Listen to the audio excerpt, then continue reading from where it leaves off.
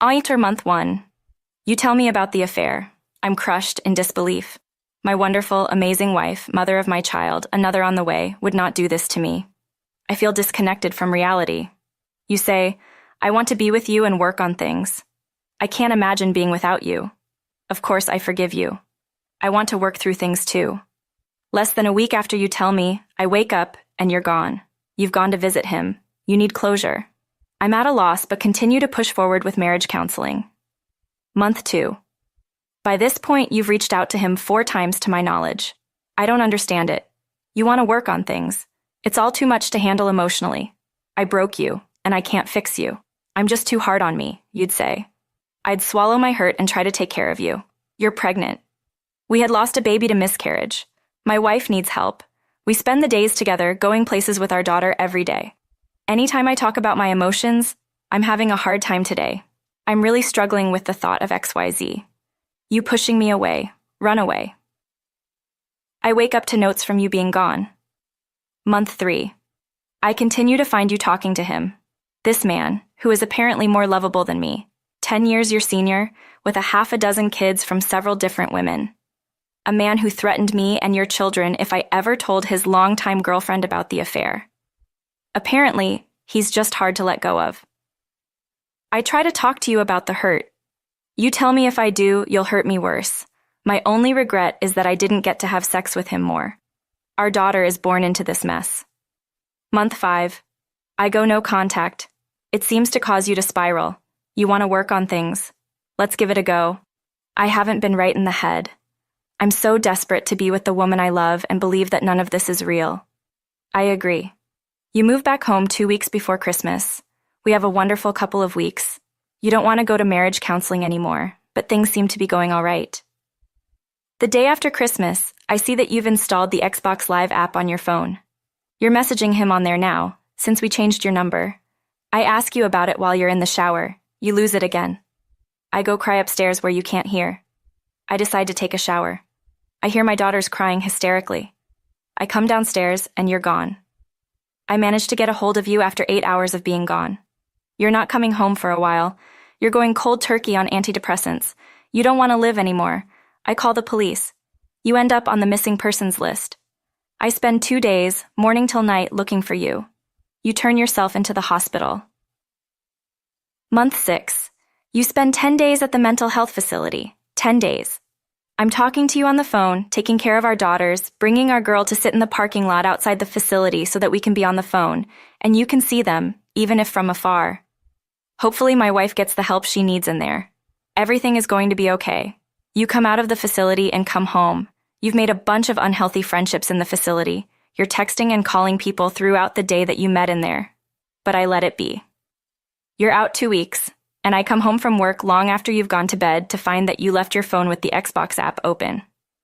A conversation between you and him again. You miss him. You have clothes that smell like him, that have slowly lost the scent, and that makes you sad.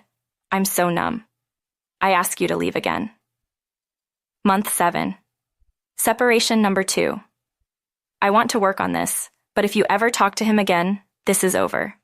I say, let the separation begin. Less than a week into the separation, you're over at his workplace, the library. You're visiting the library with your new friend T from the mental health facility. I call you to ask what the deal is. You freak out at me. I'm not talking to the guy. How could you make such a big deal about this? I let it be. You come over on your birthday because I called you crying. I said this was hard and I didn't know if I could take it anymore. I need it to end. You come over with divorce papers telling me you always rush things, trying to force me to make a decision right away.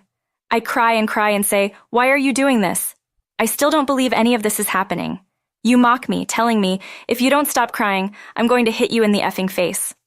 You're a woman, and I can't imagine what people would do to me if I said anything like that to you. But when you say it, you're just going through a rough time. Month 8. I've been taking care of myself to the best of my ability. We're sharing the girls. You get half the week and I do. It's hard. I love my daughters so much and I hate being apart from them. We've been apart a full month, nearing 2 by the end of March, and you haven't been talking to him. You want to work on the marriage.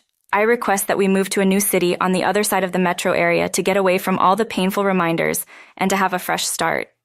You agree, and so we find a wonderful little house together to rent. Plus, you're pregnant. There's no way it isn't yours. Why would you even doubt that? Month 9, moving day. Your brother casually tells me as we're moving, she never stopped talking to him. I've blocked him on her Xbox Live. He keeps asking her to leave him alone, but she keeps sending him messages. I don't feel anything. Maybe he's lying. We're in our fresh start house less than a week. Our daughter is sick, and we're up taking care of her. I ask what time it is. You show me your phone, Xbox Live notification at 3 a.m. I don't care. This isn't real. I set my alarms for the morning. You see me on my phone and take it from me. I don't like you talking to people every time I make a mistake. I was just setting an alarm. 2 more weeks pass. I'm just trying to avoid you. You work days, I work nights.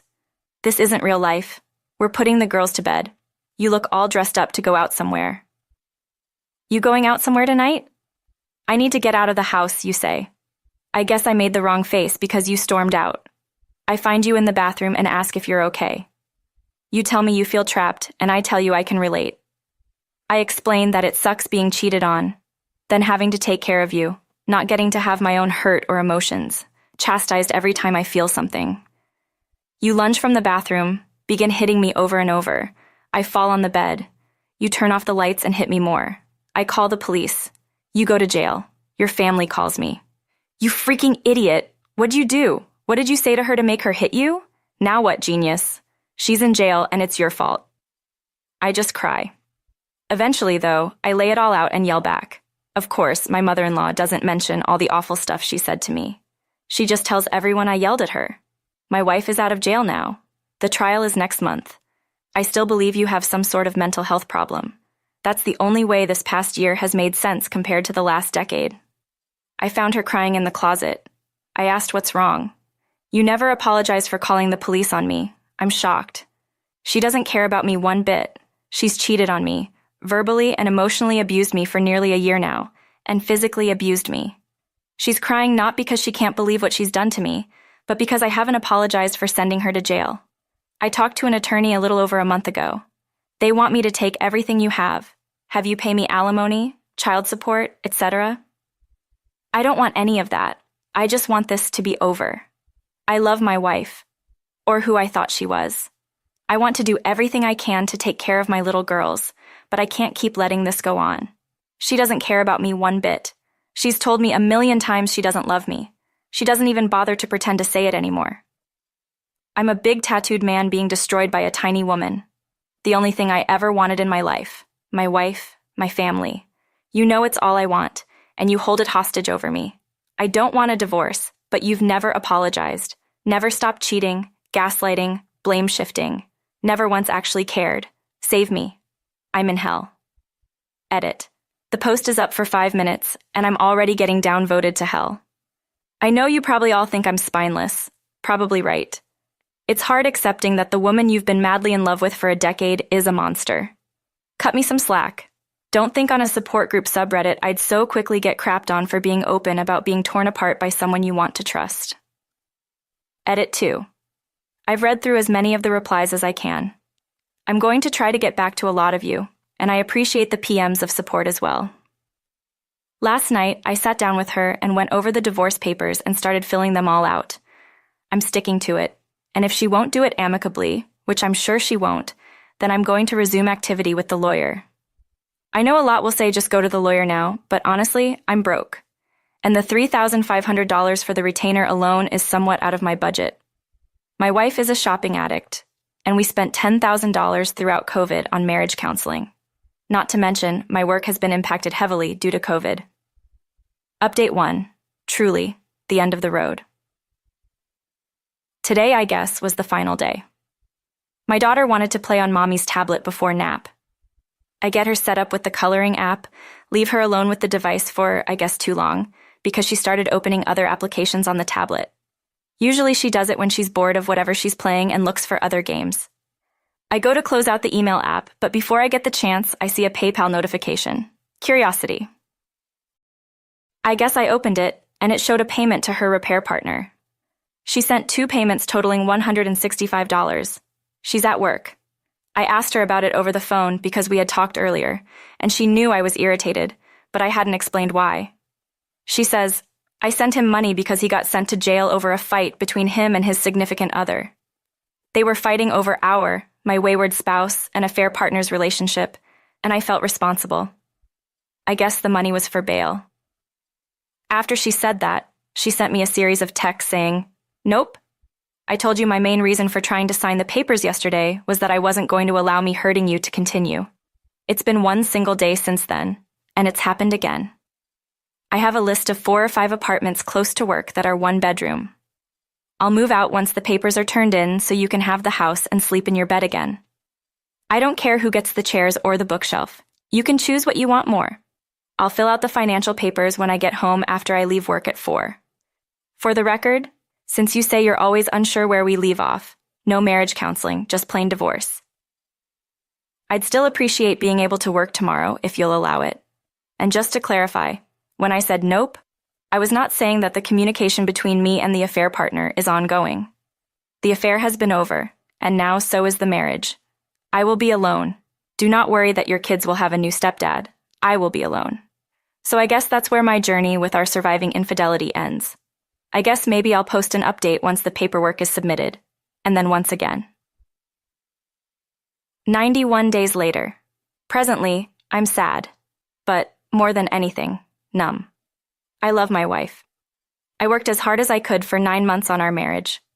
I was always holding out hope that there was going to be some sort of come-to-Jesus moment where she realized and took accountability for her actions. Thank you for your support. I hope that those of you who read this and are working on reconciliation with your spouses, the absolute best in your journey. I know there's a lot of hurt and, at times, negativity or maybe just realism posted on this sub, but don't let it discourage you from working on your marriage if you have a spouse that genuinely recognizes and is taking accountability for their actions. The best to all of you. Edit. I forgot she had written a hate mail that I'm sure was directed at me. I did not read it, but she obviously knew I was in her email. It started with F you and everything you stand for. If you were in front of me on your knees. And that's as far as the email preview showed because I'm not clicking on or reading that crap. I wish my wife loved me, man. Edit 2. There is some justice in the world.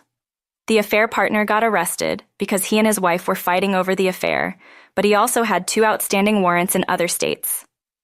A buddy from my church is a correctional officer and ended up running his info a long time ago. At the beginning of this, it looks like somebody forgot to register as a sex offender. Final update. An update to my update, the trilogy. Today was hard. I know a lot of you PM me, telling me I need to grow a backbone or whatever. Regarding that, crap is hard. I made a vow to a woman I love to spend my life with her, and I have, at this point, explored every option before I end my marriage. With that said, I woke up today and took the divorce papers that we both filled out 2 days ago to the courthouse. She was there when I arrived. I talked to her in the car. I don't want to get divorced. I want to work on our marriage. I don't like being touched by you and have a hard time being around you, but I don't want our marriage to end. Her words summarized. I told her that if she had come there to stop me, telling me you don't like being around me and so on is a sorry way of doing it. She said, I came down here to stop you. But before I cut her off and said, you came down here to stop me, but now it's too late, right? You would have, but now you won't. And then proceeded to go into the court, only to find out I was in the wrong one. A new city. Recent move equals confusion. An hour later, I'm at the right building. She's there again. This time, she's in my truck, crying and telling me she's sorry and wants to work on her marriage. I tell her that I need to say a few things, and then I'll hear what she has to say. I talk about how she claims she's been working on things but clearly hasn't, since only managing to go a week, 2 weeks without talking to the affair partner isn't working on things. If she wanted to save her marriage, she'll actually commit to change because her actions don't match her words. She cuts me off a number of times and says, in tears, she's sorry to cut me off, but if I don't, you'll talk forever. And you talking about all the bad stuff that has happened just feels like condemning me. I express that both my words and my actions over the last 9 months have been clearly the words and actions of forgiveness, just hoping to restore our marriage. I start laying down my boundaries. She's mad.